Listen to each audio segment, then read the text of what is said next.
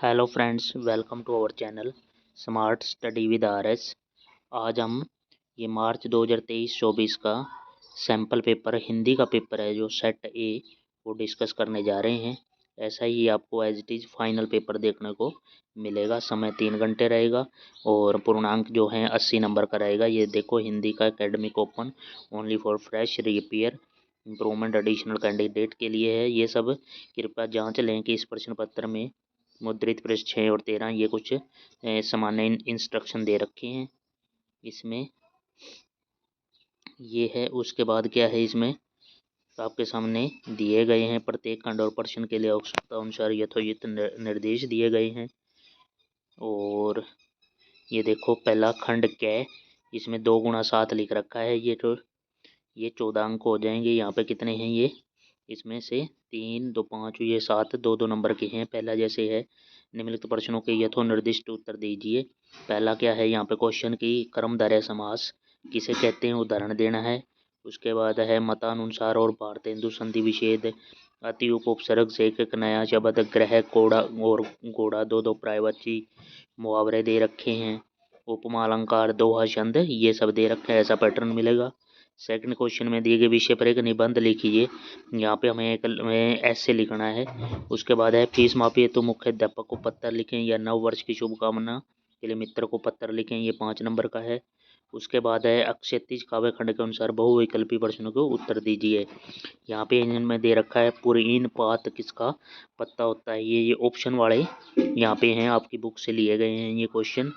ये यहाँ पे 6 क्वेश्चन है। उसके बाद काव्यांश को पढ़कर पूछे गए प्रश्नों के उत्तर दीजिए। इसी में से ढूंढ के हमने लिखना है कि इसका कवि का नाम क्या है, कविता का क्या है। काव्यांश का भाव और काव्य सौंदर्य स्पष्ट कीजिए, ये 3 अंक का है।